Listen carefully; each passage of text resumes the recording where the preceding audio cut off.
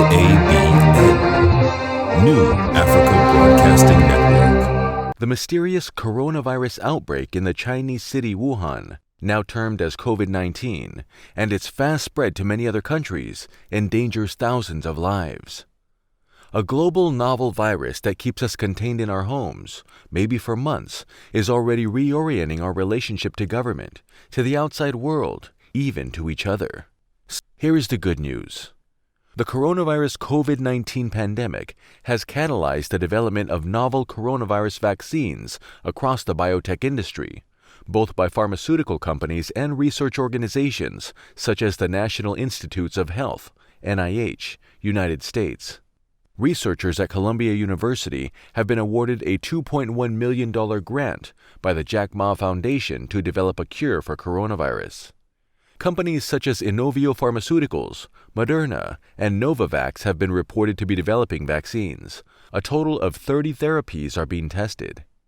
Some medications are being touted around as temporary remedies for COVID-19. This is what Dr. Oluyemi Badero, a board-certified invasive cardiologist based in New York, has this to say about the coronavirus issue. Hello, viewers at home. My name is Dr. Oluyemi Badero. I'm a board-certified interventional cardiologist based here in New York, United States. I am also an expert on 4 different fields of internal medicine, critical care and intensive care, general cardiology, and interventional cardiology.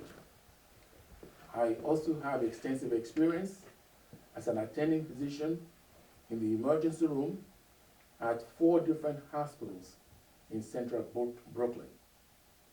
Today, we're going to share some information with you about the new coronavirus captioned COVID-19 pandemic. We will talk about general measures. First will be isolation of possible contacts or confirmed contacts who have not really had the disease. Social distancing, which is something that we're all talking about now, keeping, 6 feet between yourself and anybody else, avoid unnecessary travel, staying home and not spreading the disease, and so to speak, to flatten the curve. Personal hygiene is extremely important because we now know that scrupulous hand washing kills the virus. We know that soap, because the virus is a particle made up of genetic material with a lipid coating. When we wash our hands with detergents and soap, it can dissolve the lipid coating of the virus and render the virus ineffective or not able to infect anybody. Hand sanitizers are also known to kill the virus. We should, endeavor to make sure that all the articles that we touch, that we clean them. Door handles, doorknobs, our telephones, anything that we touch. As we wash our hands, we should be cleaning those materials that we touch. We can also consider personal protective equipment, which everybody calls PPE, gloves appropriately for people that work with patients, gowns for healthcare workers. For people that are really working with patients that are really, really sick, they need to have that overall suit called a hazmat suit, and face mask. It is generally felt that face mask only protects the next person from the wearer of the face mask. In other words, when you are wearing the face mask, if you cough or sneeze, you don't sneeze directly and transmit droplets to somebody across from you. But if somebody coughs to your face, the face mask really does not really protect you, except it has a very tight seal, or it is one of those that is called N95 mask. The reason being that if you have the regular face mask and you are breathing through it, by Venturi effect, some of the aerosols can still go through and still get you infected. However, the face masks are important in the sense that they remind you not to touch your face. We know that when you get contaminated with this virus, touching your face would really inoculate the virus towards your mucous membrane, whether it is from the nose, from the eyes, or from your oral cavity. We will shift gears now and start talking about drugs and medication. Again, there's been no randomized clinical trial that has supported the use of one medication over another. We do have anecdotal evidence and some in vitro study evidence about some drugs that can be effective. We'll go through the list of these drugs now, and then I can tell you which ones we can use or what we can do for mild illness, moderate illness, and severe illness. The first drug that we'll talk about is remdesivir. This drug is an antiviral agent which has been used for some viruses. It was tried in Ebola, and it's being used on a number of patients that have severe disease. However, this antiviral agent cannot be combined with another antiviral agent and is available for use in the United States on COVID-19 patients on compassionate basis alone. The next medication is lopinavir and ritonavir. Lopinavir and ritonavir are HIV medications that have been used successfully against HIV patients with what we call post-exposure prophylaxis. There is some evidence in some non-randomized clinical studies where the lopinavir and ritonavir were given to some patients.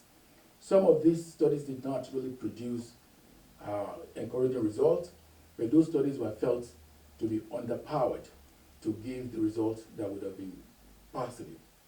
Next medication is ribavirin, which is a drug that is used in combination for patients that have flu. Next is oseltamivir, commonly known as Tamiflu. There is some evidence that some patients taking oseltamivir may have a shortened duration of viral shedding. People have talked about angiotensin converting enzyme inhibitors and angiotensin receptor blockers. We don't have any evidence so far, anecdotal or otherwise, that ACE inhibitors or ARBs can help in COVID-19.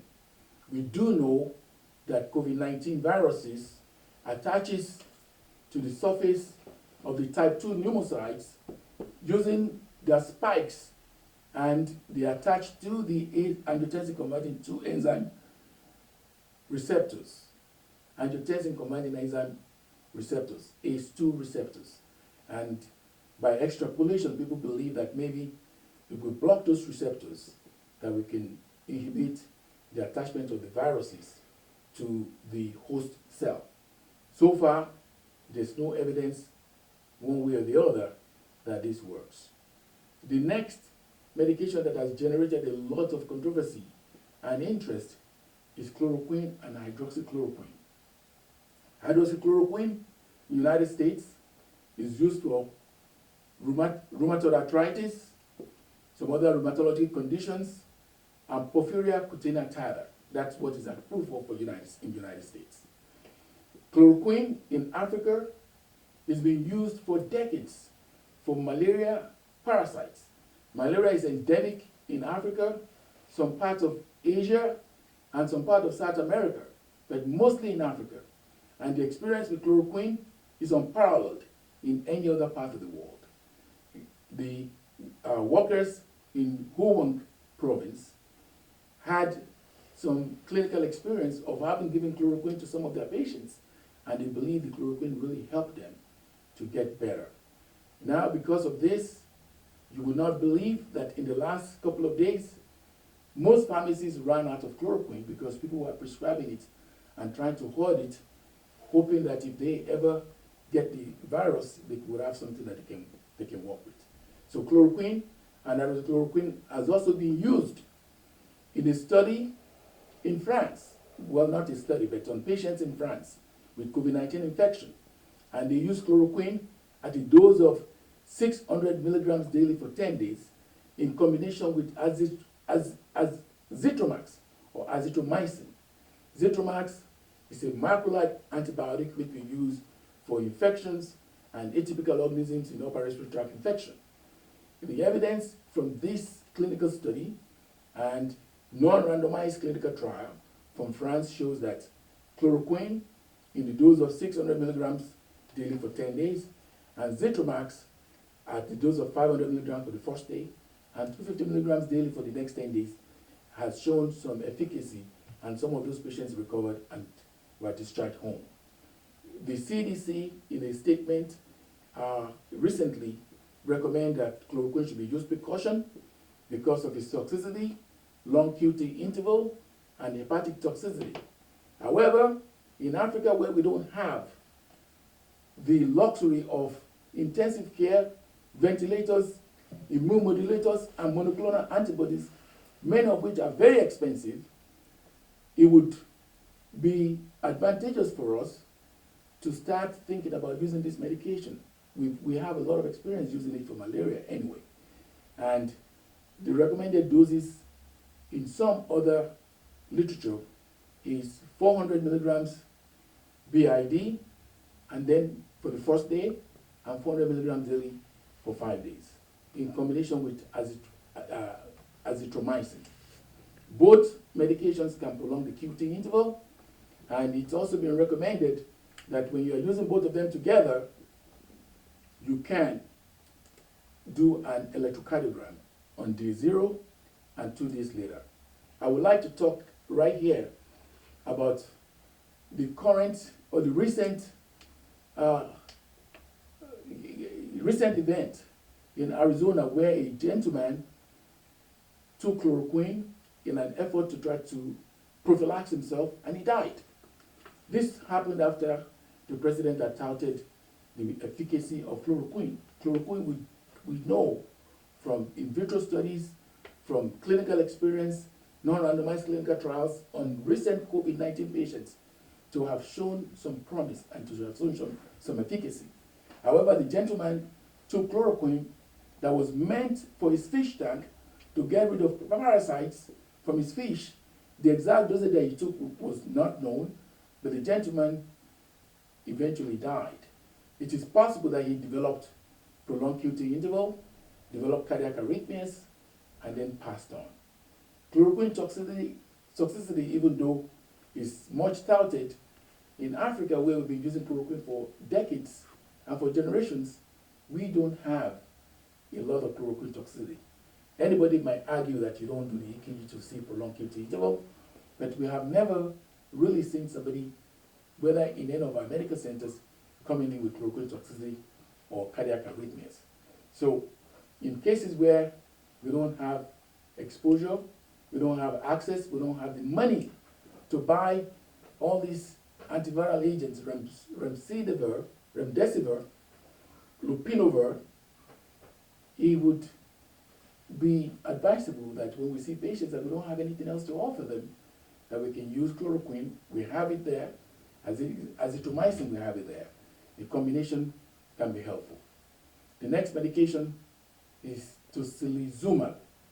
Tocilizumab is a monoclonal antibody which is being used in some patients with arthritis. And this medication is being shown to be very effective in reducing what is called the cytokine storm. When the COVID-19 virus infects the pulmonary cells, when it attaches itself and gets into the cell, and it starts to replicate using the RNA-dependent RNA polymerase, the resulting viruses and the replicated viruses provoke a very intense inflammatory reaction with the production of interleukin-2, interleukin-6, tumor necrosis factor, and these cytokines and immune mediators provoke the ARDS, adult respiratory distress syndrome, that we see in patients that eventually die from COVID-19 virus. So tocilizumab has shown some promises to reduce the cytokine storm. Corticosteroids are medications that we believe also can reduce inflammatory reaction, but there's no evidence so far that corticosteroids are effective in the management of COVID-19 virus. The next medication is ascorbic acid retirement. There is some anecdotal experience that ascorbic acid at a dose of 1.5 grams Q6 hours, retirement of 200 milligrams IV may be effective in some COVID-19 infection patients. We don't have randomized clinical trials for this, but these are vitamins. Ascorbic acid is an antioxidant, and thiamine is a vitamin that we use very commonly in alcoholic patients who lack that vitamin. The combination of ascorbic acid and thiamine has shown some promises. Zinc. There are researchers that believe that for the common flu, that if you take up to 75 milligrams of zinc, within the first few days of having the influenza virus, that the duration of that influenza infection may be reduced. Again, we don't have randomized clinical trials for that. We do know that in vitro studies, the zinc ionophores in host cells prevent the attachment of the COVID-19 virus to the host cells, and even if the virus gets in, the zinc ionophore prevents the RNA-dependent RNA polymerase reaction, which is needed for the viral replication. So that has been shown in vitro studies. And I believe that some people are trying zinc now. Some of my friends are taking zinc supplements to try to improve their immunity and prevent themselves from getting exposed or getting infected with the COVID-19 virus. Again, there are a lot of clinical trials that are going on now, but right now we have a lot of people dying. And we have to use what we have to get what we need. Yes, we don't have randomized clinical trials. We don't have recommendation by the FDA for the use of these medications for this purpose. They'll be used for off-label purposes alone. But when you're having high mortality from intubated patients and patients going to the hospital and in turn infecting other people, if we have anything that shows some promise, we can use them on these patients, but we can also enroll those patients into some clinical trials so that we can get some information and knowledge, after the fact. If they improve, they will be part of the study. If they don't, unfortunately, we'll be able to at least know, what works and what does not. The next medication that we'll talk about is monoclonal antibodies. Monoclonal antibodies, again, are being studied very actively recently, looking at people that recovered from this illness and looking at their antiserum, immune serum, and antibodies to the COVID-19 virus, and to see whether we can administer that to patients that are very, very sick. These patients can take acetaminophen, which is the common Tylenol, 500 milligrams to 1,000 milligrams, Q4 hours to 6 hours as needed for fever. They should self-quarantine at home for about 14 days. They should have adequate hydration, pay attention to personal hygiene, particularly hand wash, hand sanitizing, and avoiding the touching of the face. For patients with moderate disease, with a fever of 100 degrees Fahrenheit or more, shortness of breath, and hypoxia, which is defined as oxygen saturation of less than 93% on room air. Evaluation at the emergency room and testing for COVID-19 is usually recommended. And this patient may then eventually be hospitalized. They may have their blood work and chest x-ray done. They'll be given supplemental oxygen. They can get acetaminophen PRN. And some of these patients could be given the trial of hydroxychloroquine, 400 milligrams BID for day 1, 200 milligrams BID for day 2 to 5. That is some of the regimen recommended by the CDC. But the study in France used chloroquine at a dose of 600 milligrams per day, and then daily for another 10 days.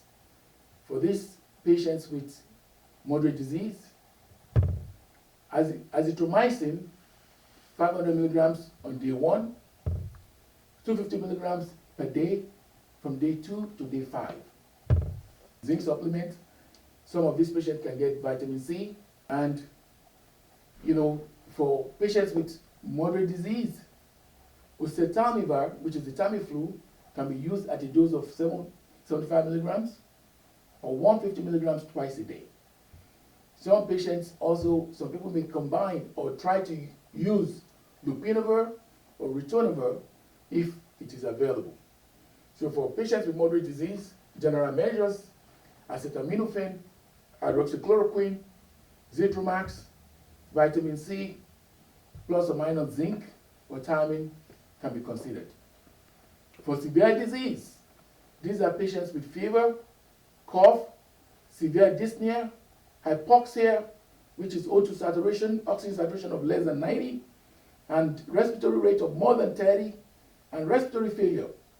These patients will require intensive care unit management, and they may require intubation and mechanical ventilation. These patients can be given hydroxychloroquine with azithromycin, ascorbic acid as IV, 1.5 grams, Q6 hours, thiamine, 200 milligrams IV, Q12 hours. They can get the tocilizumab, which is given only 1 dose, and they can be tried on remdesivir. However, if they are given remdesivir, they can't take any other antiviral medication. So this disease started in China. It spread all over the world, all the continents except Antarctica. It was declared as a pandemic by WHO in February 2020. Elderly persons with multiple comorbidities are more affected. The disease spreads mostly by respiratory droplets, but it can also be transmitted by fomites and touching infected surfaces. The virus has been said to survive as aerosolized particle for hours, and also on surfaces, door handles, knobs, wood, and plastic for up to 6 to 8 hours. So the importance of hand washing, hand sanitizing cannot be overstressed. Pneumonia is the most common complication, which is responsible for the mortality of 2 to 5% observed in this disease. There are no standardized treatment or vaccine available so far. So this begs the question of prevention, so that we don't have to deal with treating patients with medications that have not been proven to work, but for which some of which we have some evidence, some clinical experience that they work. So prevention and containment is the main standpoint of treatment. The medications that we discussed, especially in patients that have moderate illness, may convert them from moderate illness to mild illness and prevent them from going on to become critically sick, because when they get critically sick, a large percentage of those patients will not be discharged from the hospital alive. So I've talked about lockdown, which means that we should avoid congregating in crowded areas, because there could be people that are carriers. They don't know that they're carrying the virus, and they can infect many people. The rapidity at which the disease has spread is thought to be due to this clustering of people and large gatherings without people realizing that there are people there that are positive for the coronavirus. This virus is not a respecter of anybody. Celebrities are testing positive, poor people, men and women. However, diseases are very rare in children. So, the most important prevention is better than cure. We should adhere to the social distancing, avoiding unnecessary congregation. In many cities, you cannot have more than 2 people together, except when people are at home. They tell people to stay at home, wait, and let's flatten this curve. Personal hygiene is important, washing your hands, hand sanitizing when you can't wash the hands, use gloves when you are touching surfaces that may be potentially infected. And for healthcare workers, it cannot be overstressed that the use of personal protective equipment, especially when they are taking care of patients that are potentially going to be very sick, the healthcare workers have to protect themselves. From public health point of view, the more people that are infected and the more people they come across, the curve becomes very, very high. And the rate of infection becomes exponential curve because you get more people being infected over a short space of time. COVID-19 is here. It is real. It is not some type of hoax or some type of disease that people think it was coming from one country. The world is a global place. And whatever affects people in one place can affect people in other countries because human activity is continuous. People move around the world for vacation, for business, for studies, and we can't, as human race, restrict ourselves to one place. Right now we need to do this to flatten the curve, to prevent infection, but we have to understand that we are all our brother's keeper. In this vein, I want to thank our first responders, the emergency medical technicians, emergency medical staff transporting sick patients to the hospital. I want to thank our doctors and nurses who are at the forefront of the fight against this pandemic and putting their lives at risk to take care of these patients. The paramedical staff, the people that clean the rooms, the people that come and get the supplies, everybody are having their hands on deck to try to control this pandemic. So, on behalf of New African Broadcasting Network and TV, we will all